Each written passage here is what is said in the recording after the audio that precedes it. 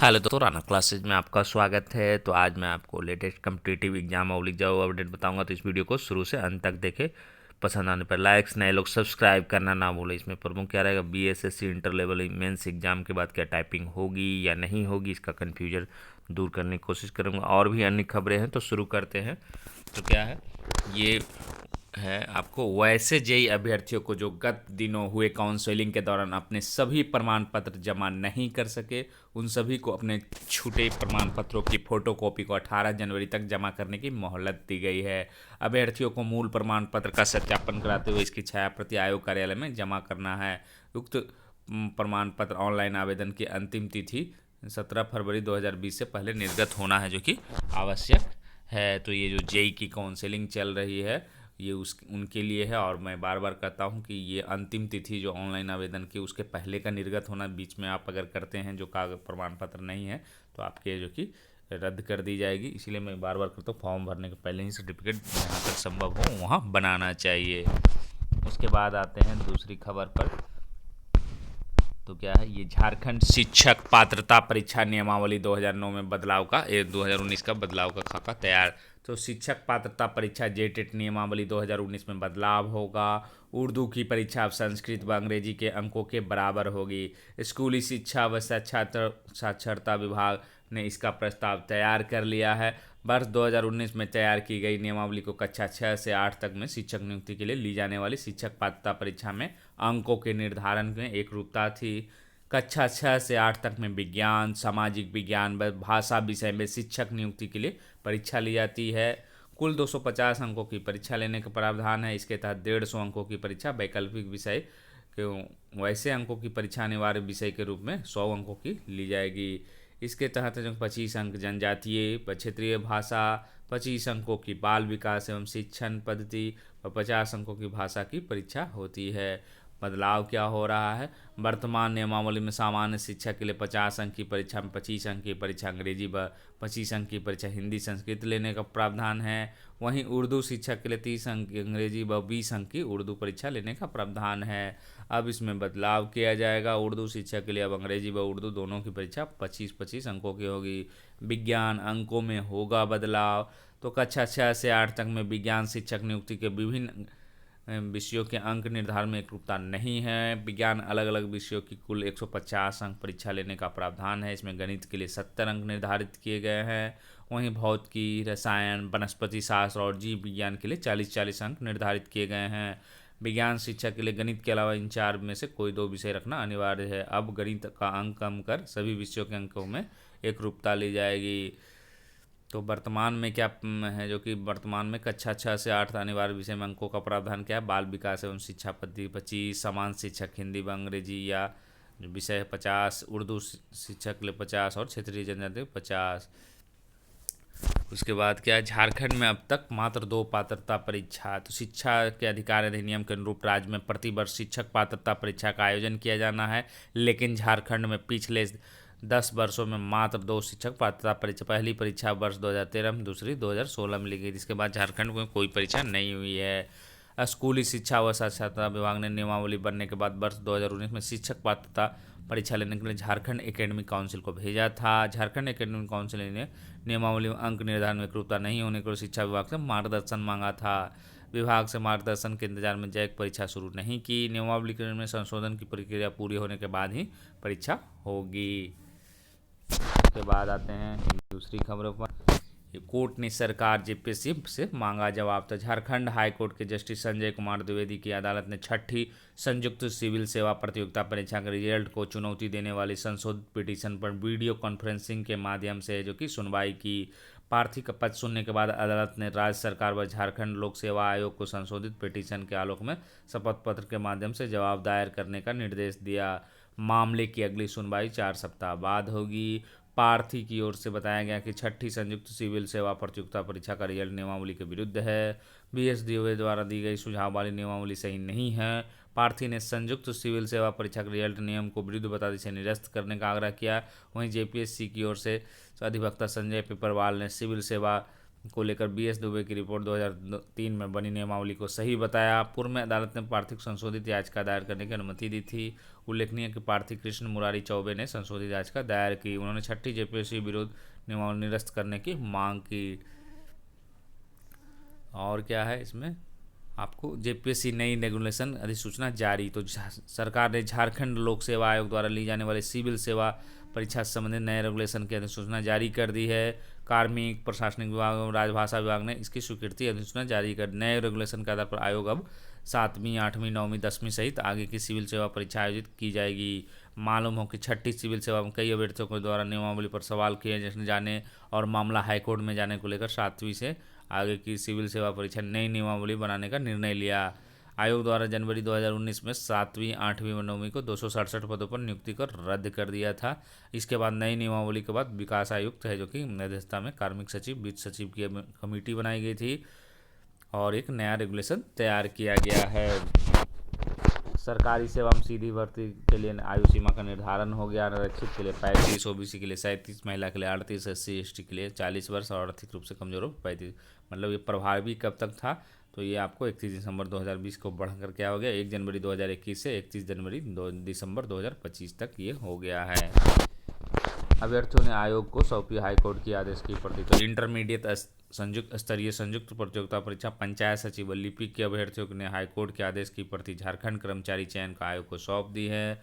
अभ्यर्थियों ने आयोग से गैर अनुसूचित जिलों के अंतिम मेधा सूची निकालने की मांग की है। आलोक रंजन चौबे व अन्य अभ्यर्थियों ने झारखंड हाईकोर्ट के 6 जनवरी के आदेश की प्रति आयोग को सौंपते हुए कहा कि फाइनल रिजल्ट निकालने को लेकर किसी प्रकार की रोक नहीं है। प्रमाण पत्रों के सत्यापन व हाईकोर्ट के आदेश के बाद रिजल्ट जारी नहीं कर रहा है। विभाग व आयोग का रवैया सही नहीं है।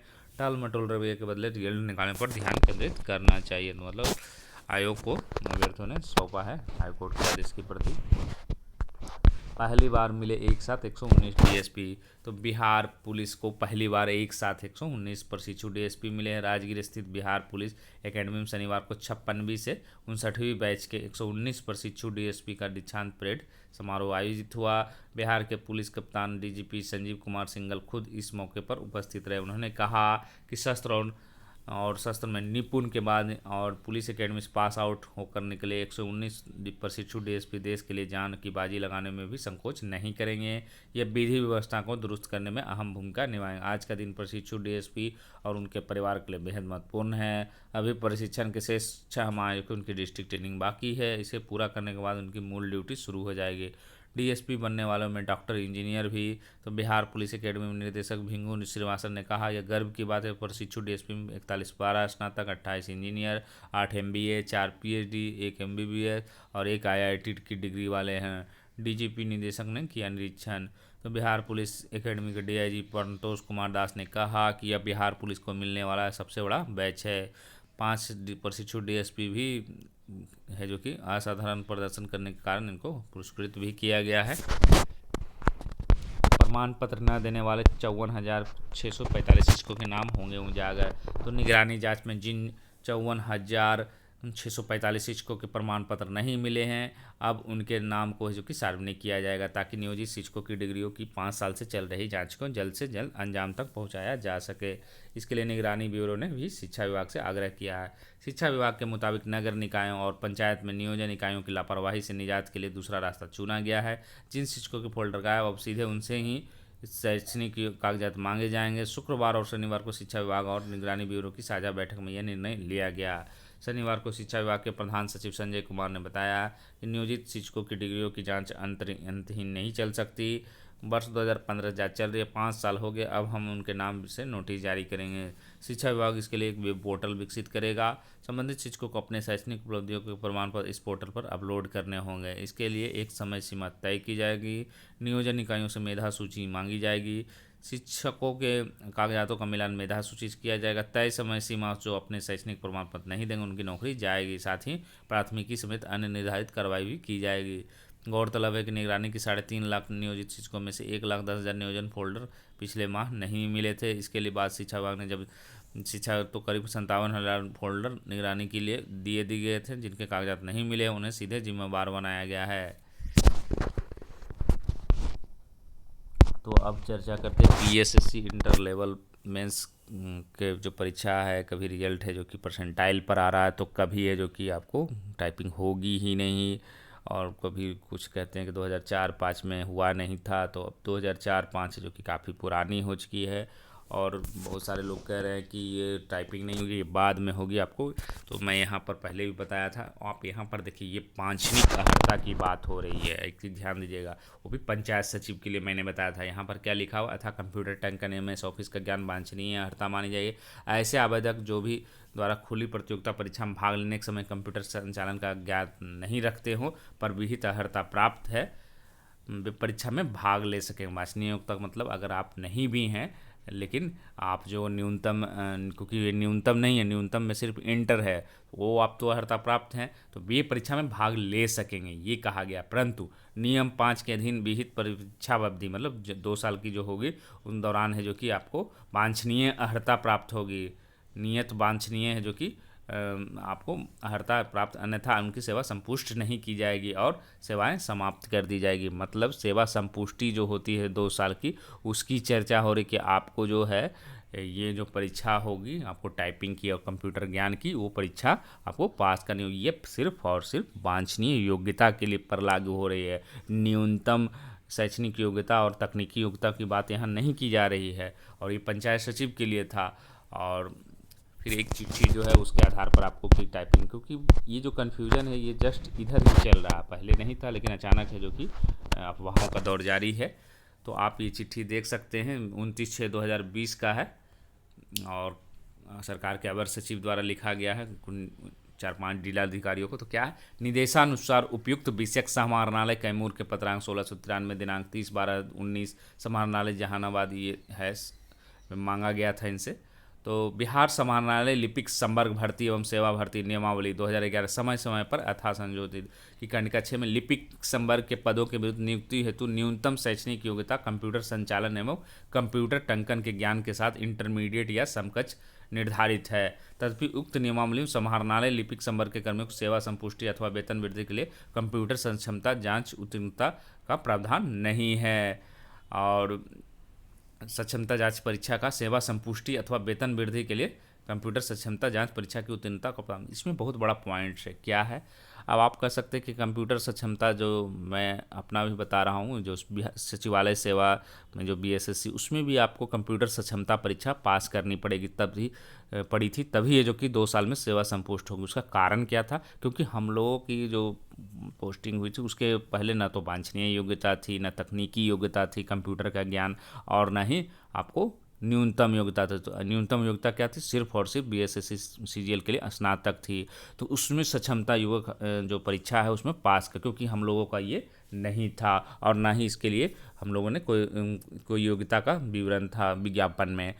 और यहाँ पर क्यों नहीं लिया, क्योंकि टाइपिंग और कंप्यूटर ज्ञान की परीक्षा ये बहाल होंगे, तो बहाल होंगे तो इनकी क्यों ली जाएगी कंप्यूटर समझे, ये तो ऑलरेडी उसको है जो कि क्वालिफाई करके आए हैं। जिस तरह शॉर्ट हैंड में आपको मेरिट नहीं बनता, लेकिन क्वालिफाई तो करना पड़ेगा आपको, जो मान लीजिए 120 की टाइपिंग का रखा गया है या टाइपिंग स्पीड इसमें 30 होनी चाहिए या 35 होनी चाहिए, तो ये तो पूरी होनी चाहिए। और बहुत सारे लोग इसलिए कंफ्यूज हो रहे हैं क्योंकि अभी तक उनको स्पीड का नहीं पता चला है, इसीलिए वो कह रहे हैं, यहाँ तक कह रहे हैं कि शॉर्ट हैंड का भी नहीं होगा, वो शॉर्ट हैंड की भी परीक्षा पीरियड। तो ऐसा असंभव है, क्योंकि BSSC जो स्टेनो का परीक्षा हो रही है, अभी भी हो रही है, और इससे पहले भी जो ज्वाइन किए उनकी भी जो कि शॉर्ट हैंड पहले होती है, और इसमें कोई कन्फ्यूजन नहीं है। तो कन्फ्यूजन बनाया जा रहा है कि आपकी टाइपिंग परीक्षा नहीं होगी 2004-05 में। 2004-05 की यहाँ चर्चा भी नहीं है, ये नियमावली है जो कि 2011 में बनी है, उसमें स्पष्ट लिखा हुआ है कि आपकी न्यूनतम योग्यता में आपको टाइपिंग और कंप्यूटर ज्ञान का होगा। और कन्फ्यूजन इसलिए हो रहा है क्योंकि कंप्यूटर की टाइपिंग की स्पीड कितनी चाहिए ये अभी, तो जिस तरह से आपको मेंस का है जो कि विज्ञापन में सब निकला कि इसमें होगी, उसी तरह आपको जैसे ही मेंस का रिजल्ट आएगा तो उसी के रिजल्ट के बाद है जो कि आपको टाइपिंग स्पीड और जितनी भी न्यूनतम तकनीकी योग्यता सारे विवरण है जो कि उसमें रहेंगे। तो आप लोग बिल्कुल कन्फ्यूजन में ना रहें। आपकी जो कि टाइपिंग परीक्षा और कंप्यूटर ज्ञान की परीक्षा भले ही वो क्वालिफाइंग होगी, उस पर मेरिट नहीं बनेगी, लेकिन क्वालिफाइंग तो एक आधार तो रहेगा ही, और उसका विवरण है जो कि आपको जैसे ही मेंस के रिजल्ट आएगा उसके बाद, जिस तरह मेंस का रिजल्ट के बाद है जो कि दिया गया कि आपको हिंदी एक प्रथम पत्र रहेगा और सेकंड है जो कि आपको मेरिट वाइज रहेगा। और क्या तेज समूह में भर्ती होने के बावजूद समाहरणालय लिपि के समर कर्मियों अधिसूचना संख्या 11 के प्रावधान के आलोक में सेवा संपुष्टि अथवा वेतन वृद्धि के लिए कंप्यूटर सक्षमता जांच परीक्षा में उत्तीर्ण होने की आवश्यकता नहीं है। तो इसका मतलब यही होता है कि अगर ये लोग कंप्यूटर है जो कि और कंप्यूटर टाइपिंग की परीक्षा पास करके आए हैं यहाँ पर या क्वालिफाइंग करके आए हैं, तो इनको लेने की क्या ज़रूरत है। और सचिवालय सहायक की इसलिए ली जाती है यानी कि क्योंकि उनकी परीक्षा नहीं हुई है इसीलिए। तो बहुत हद तक है जो कि कन्फ्यूजन, और बाकी बहुत सारे लोग अभी भी क्योंकि इधर एक सप्ताह से ही कन्फ्यूजन बना है। पहले तो लोग मेंटली तैयार ही थे क्योंकि पंचायत सचिव की झारखंड में भी जो परीक्षा हुई उसमें टाइपिंग हुई है, लेकिन यहाँ पर 2004-05 या पुराने जो बहुत पुराने उस समय नहीं लिया गया होगा, उस समय नियमावली नहीं होगी तो नहीं लिया गया होगा। लेकिन अब तो है कि आपको लेना ही है। और ये जो पंचायत सचिव का जो उदाहरण अगर परिवीक्षा थी, ये वांछनीय योग्यता के लिए कि अगर आप नहीं भी हैं, क्योंकि वांछनीय योग्यता में है कि अगर आप नहीं भी फिर भी सिलेक्शन लेना है, अगर हो आपके अंक अच्छे हैं तो उसके आधार पर है जो कि कन्फ्यूजन बताया जा रहा है। तो उम्मीद है कि आप लोग बहुत हद तक कन्फ्यूजन पर दूर हुआ होगा और आप लोग टाइपिंग करते रहें। मेरा उद्देश्य कन्फ्यूजन दूर करने, कल परसेंटाइल का मैंने किया और बहुत सारे लोग कहे कि सर आपको पता नहीं है परसेंटाइल BSSF। मैंने खुद बात किया और कहा जिन जो सिलेक्टेड थे तो उन्होंने कहा बिल्कुल नहीं है, और मैंने देखकर भी बताया कि बिल्कुल नहीं है। वो मैं कट ऑफ रैंक दिया। वो कट ऑफ रैंक का मतलब ये नहीं हो गया कि आप परसेंटाइल ही है, वो सीधे सीधे मेरिट लिस्ट, और सब लोग मेरिट लिस्ट अपना देख सकते थे अपने इंडिविजुअल। तो इसी के साथ धन्यवाद।